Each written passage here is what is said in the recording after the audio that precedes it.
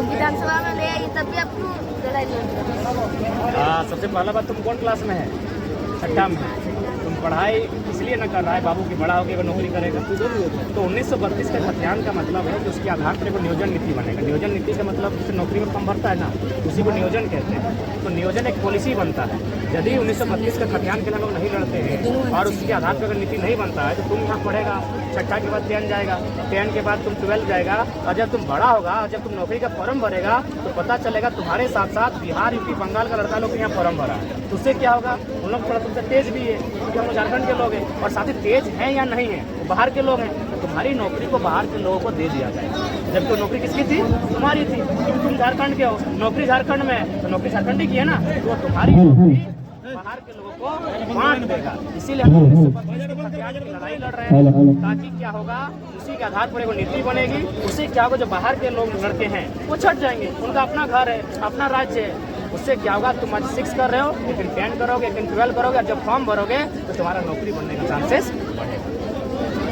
देखिए बदलाव सामने है। छठा क्लास का लड़का आपसे सवाल पूछ रहा है, 1932 के बारे में पूछ रहा है, ये विधानसभा के बारे में जान रहा है। इससे बड़ा बदलाव क्या होगा, एक छठा क्लास का लड़का जो बच्चा मैंने अभी ठीक से सब्जियों में फर्क नहीं कर पाया है, मैंने आटा और मैदान बेचारा फर्क नहीं कर पाया है, ये 1932 के भरे मंच में हजारों लोगों के बीच में मीडिया के सामने ये सवाल कर रहा है। यही बदलाव आया है, और भी आगे बहुत सारा बदलाव आपको देखने को मिलेगा। एक अंतिम सवाल, आप जैसे आंदोलन कर रहे हैं, हमें भी आंदोलन करना चाहिए या पढ़ाई करना चाहिए? देखिए सवाल तो बहुत बड़ा है, लेकिन तुम अभी छठी क्लास में हो, इसलिए तुम्हें फिलहाल पढ़ना है। बाकी तुम इंटेलेक्चुअल सपोर्ट कर सकते हो। कभी अगर तुम मैंने कहीं कुछ कागज में लिख सकते हो, तुम पढ़ने वाले छात्र हो, तो तुम मान लो 6 क्लास में हो तो 4 लाइन की कविता आंदोलन के बारे में लिख सकते हो। जो लड़के लोग आंदोलन में उनके लिए लिख सकते हो, उनको मैंने पॉजिटिव देने के लिए। जैसे जब भगत सिंह आंदोलन करते थे, ये इनकलाब जिंदाबाद भगत सिंह का स्लोगन नहीं है, पहला बात जान लो। भगत सिंह ने स्लोगन को पॉपुलर किया है। ये स्लोगन था हजरत मोहिनी का। हजरत मोहिनी की हजरत मोहिनी करके एक कव्वाली गायक थे, उन्होंने भगत सिंह को इम्प्रूव करने के लिए इस गजल को गाया था, इनकलाब जिंदाबाद।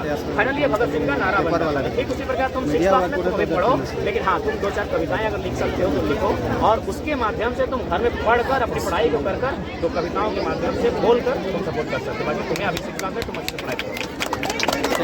ठीक है। आज ऊंचाई कस्बा में जिस तरीके से जो सभा होती है, पहाड़ी क्षेत्र है, वन क्षेत्र है, और हाथियों के झुंड का भी जो खतरा मंडराता है, यहाँ से जनसभा जो किया जा रहा है, तो क्या आप समझा जा रहा है कि झारखंड के हर कोने तक आपकी आवाज़ निश्चय ही हम झारखंड के प्रत्येक कोने तक। इसके बाद हम लोग यहाँ से प्लांट से जैसे निकलेंगे, 1 मिनट थोड़ा रिलैक्स करेंगे, उसके बाद हम निकलेंगे आपके हजारीबाग और गिरिडीह का वो छोर जो बिहार की सीमाओं से सटा है, देवघर का छोर निकलेंगे, राजधनवार से फोन आया था। तो अब इस जो धनबाद बोकारो अब लिव करेंगे, कोलान को लिव करेंगे, और हमारे जो विचार हैं आंदोलन की जो क्रांति आग है वो संथाल परगना के साइड उत्तरी छोटा नागपुर का बिहार का जो छोर है वहाँ हम लोग लेकर जाएंगे, और निश्चय ही पूरे राज्य तक हम लोग यही मैसेज लेकर जा रहे हैं कि आज जो देखिए सड़क पर छात्र हैं, सड़क पे किसान हैं, तो यहाँ खुशहाल क्यों ये राज्य और किसके लड़ाई चल रही है आप? हमारा कोई सवाल है क्या? CNT कानून के बारे में हम लोग थोड़ा जानकारी चाहिए। देखिए CNT का कानून जैसे प्रत्येक जो हमारे भारत में जितने भी देश हैं उनका जो भूमि का जो कानून है वो भारत की अनुसूची 9 में शामिल है। उसमें 284 कानून थे, अभी पता नहीं अगर कुछ बदलाव बढ़ा है क्या। तो उसी में जो 209 और 210 है जिसमें हमारी CNT और SPT के कानून शामिल है। SPT यानी संथाल परगना टेनेंसी एक्ट, और CNT यानी छोटा नागपुर टेनेंसी एक्ट। तो उसके तहत क्या है कि CNT का मतलब था कि चूंकि यहाँ के लोग आदिवासी मूलवासी भोले भाले हैं, और इनकी जो शक्ति है वो जमीन है, इनके लिए नौकरी चाकरी पैसा बिजनेस बड़ा नहीं है। अगर बिजनेस के लिए हम लोग जानते तो टाटा जमशेदपुर में आदिवासी मूलवासी का फ्लैट बड़ा बड़ा होता। तो हमारी जो पैसा था वो नौकरी खेती बाड़ी, नौकरी ना होकर खेती बाड़ी था। तो हमारे लोग जमीनों को लेकर हमेशा लड़ाई करते थे। तो अंग्रेजों ने कहा ये भोले भाले लोग हैं, इनकी जमीन को कोई ले ना ले, इसीलिए CNT कानून बनाया गया। इसके लिए क्या बिल्कुल प्रावधान है, CNT में जमीन वापसी का प्रावधान है। आप पढ़ें, स्टडी करें और उसके लिए लड़ें। CNT में जमीन ही नहीं, अगर उस जमीन में कोई खड़ा है, घर भी बन के खड़ा है, तो भी वापसी का प्रावधान है।